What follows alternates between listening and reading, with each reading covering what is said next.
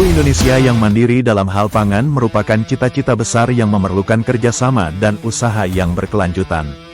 Panen raya yang berlangsung di berbagai lokasi menunjukkan potensi besar dari sektor pertanian kita. Salah satu langkah optimis yang diambil adalah membuka lahan baru di Tanah Laut, Kalimantan Selatan, seluas 340.000 hektar. Pembukaan lahan ini diharapkan dapat meningkatkan produksi pangan nasional dan mendukung program swasembada pangan. Selain itu, pengembangan lahan ini juga harus dilakukan secara berkelanjutan dan memperhatikan aspek lingkungan agar tidak merusak ekosistem setempat. Dengan dukungan teknologi pertanian modern dan kebijakan pemerintah yang tepat, Indonesia dapat semakin dekat dengan tujuan swasembada pangan, memastikan ketahanan pangan bagi seluruh rakyat Indonesia. Menteri Pertanian Amran Andi Sulaiman menegaskan, pentingnya peran Bupati dalam mendukung program pertanian sangatlah krusial, sebagaimana ditegaskan oleh Menteri Pertanian.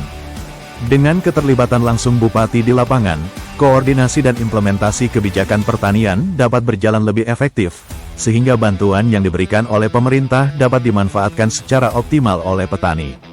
Pembukaan lahan seluas 340.000 hektar di Kalimantan Selatan menjadi salah satu langkah strategis untuk mencapai target panen 3 kali setahun, yang diharapkan akan menghasilkan 4 hingga 5 juta ton beras per tahun. Dukungan subsidi pemerintah terhadap harga pupuk dan buku pertanian juga menjadi faktor kunci yang mempermudah petani dalam meningkatkan produktivitasnya. Dengan demikian, upaya ini tidak hanya bertujuan untuk mencapai swasembada pangan, tetapi juga untuk meningkatkan kesejahteraan petani dan memajukan perekonomian Indonesia secara keseluruhan. Saling bahu-membahu antara pemerintah pusat, daerah, dan petani diharapkan mampu menciptakan pertanian yang tangguh dan berkelanjutan. Menuju Indonesia yang mandiri dalam hal pangan merupakan sebuah visi yang optimis dan menantang. Panen raya di berbagai lokasi, termasuk di daerah seperti Tanah Laut, Kalimantan Selatan, menunjukkan potensi besar yang dimiliki oleh Indonesia dalam mencapai swasembada pangan. Lahan pertanian yang subur, iklim yang mendukung, dan keahlian petani lokal merupakan aset penting dalam mencapai tujuan ini. Dengan menerapkan teknologi pertanian yang modern dan praktik pertanian berkelanjutan, Indonesia dapat meningkatkan produksi pangan secara signifikan. Selain itu, dukungan dari pemerintah dan sektor swasta dalam hal kebijakan, infrastruktur, dan pembiayaan juga sangat krusial. Upaya ini tidak hanya akan meningkatkan ketahanan pangan nasional, tetapi juga dapat membuka peluang ekspor, meningkatkan ekonomi lokal, dan memajukan kesejahteraan petani di seluruh negeri. Berita ini menunjukkan optimisme Menteri Pertanian, Amran Sulaiman, dalam mengembangkan sektor pertanian di Kalimantan Selatan, khususnya di wilayah Tanah Laut dan Barito. Dengan rencana pembukaan lahan seluas 340.000 hektar, pemerintah menargetkan produksi padi yang signifikan, yaitu 4-5 juta ton per tahun dalam satu kali panen. Jika dapat panen 3 kali setahun, potensi produksi menjadi lebih besar. Penurunan harga pupuk dan ketersediaannya yang mudah di toko-toko menjadi faktor pendukung yang dapat meningkatkan keuntungan petani, terutama dengan harga jual gabuh yang mencapai Rp6.500 per kilogram. Namun, Menteri Amran menegaskan bahwa peran aktif dari para bupati sangat penting dalam merealisasikan rencana ini, karena bantuan bisa dicoret jika mereka tidak turun langsung ke lapangan. Kombinasi dari kebijakan yang tepat dan dukungan yang kuat di lapangan diharapkan dapat membawa kesejahteraan lebih bagi para petani di daerah tersebut secara signifikan, ekonomi sejahtera petani berjaya.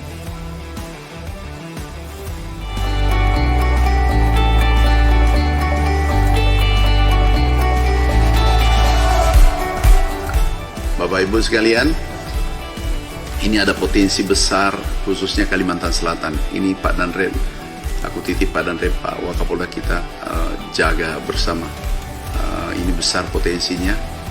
Jadi maksudnya adalah kalau bisa fokus dulu alat. Udah minta maaf yang kecil-kecil. Fokus dulu ke tempat ini apa?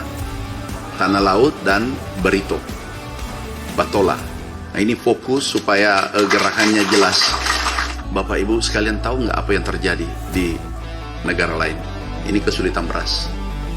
Ini tumpuan kita adalah ada di Bapak Ibu sekalian. Nah, ini harus serius, makanya pemerintahnya harus turun. Nah, kalau bupati tidak serius, pasti bantuannya kami coret semua. Pasti, itu sudah pasti. Itu kebiasaan saya. Kalimantan Selatan, khususnya Tanah Laut dan Barito ini potensinya luar biasa. Luas lahan sawahnya 340.000 seluruh Kalimantan Selatan. Artinya kalau tanam 3 kali berarti itu bisa sampai 4 juta ton, 5 juta ton potensinya. Sekarang baru 1 juta ton. Inilah yang kita kejar sehingga ada opla, ada irigasi, pupuk dan seterusnya kita perbaiki. 2 kabupaten ini menjadi perhatian serius kami adalah Barito dan Tanah Laut. Nah, ini Pak Bupatinya Dandim, Kapolres yang kompak nih. Ini bisa menyelesaikan ini masalah. Kita tingkatkan produksinya, produktivitasnya, IP-nya 3 kali lipat. Itu target kita. Nanti kami beri bantuan alat mesin pertanian dari pusat. Kemudian irigasi kita perbaiki, kemudian juga harga gabah.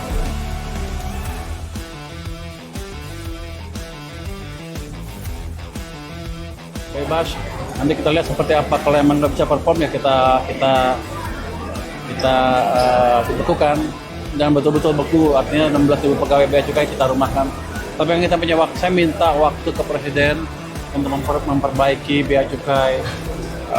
Kalau saya lihat sih bahan bakunya lumayan lah, masih bisa dibentuk. Nanti kan terpilih dalam prosesnya akan kelihatan yang mana yang bisa gabung, yang mana yang enggak. Nanti yang nggak bisa gabung, yang nggak bisa merubah diri ya saya selesaikan langsung dengan cepat. Tapi sebaiknya ya itu kita perbaiki diri dulu sendiri selama setahun, kalau enggak ya daripada kita langsung tutup tanpa warning kan jelek, nggak dikasih kesempatan untuk memperbaiki diri. Belum lama ini, muncul ancaman dari Kementerian Keuangan yang disampaikan oleh Purbaya Yudi terkait kemungkinan merumahkan sekitar 16.000 pegawai bea cukai. Ancaman ini mencerminkan tekanan yang dihadapi lembaga tersebut dalam menghadapi berbagai tantangan, termasuk penekanan efisiensi anggaran dan peningkatan kinerja pelayanan publik. Isu ini menjadi perhatian karena bea cukai memiliki peran penting dalam pengawasan dan pengumpulan pendapatan negara dari sektor pajak, impor dan ekspor. Langkah merumahkan pegawai bisa menjadi salah satu cara untuk menekan biaya, namun juga dapat menimbulkan dampak sosial dan ekonomi yang signifikan bagi para pegawai dan keluarga mereka. Oleh karena itu, penting bagi pihak terkait untuk mencari solusi yang lebih bijaksana yang dapat mempertahankan keseimbangan antara efisiensi anggaran dan kesejahteraan pegawai. Pernyataan Menteri Keuangan, Purbaya Yudi Sadewa, mengenai pentingnya kedisiplinan dan tanggung jawab di bea cukai menyoroti isu yang sangat krusial dalam pengelolaan keuangan negara. Purbaya menegaskan bahwa jika praktik-praktik yang tidak sesuai dengan aturan tetap berlanjut, kemungkinan adanya tindakan tegas, seperti merumahkan seluruh pegawai bea cukai yang berjumlah sekitar 16.000 orang, bisa terjadi. Ini merupakan langkah drastis yang menunjukkan keseriusan pemerintah dalam membenahi sistem dan menjaga integritas lembaga.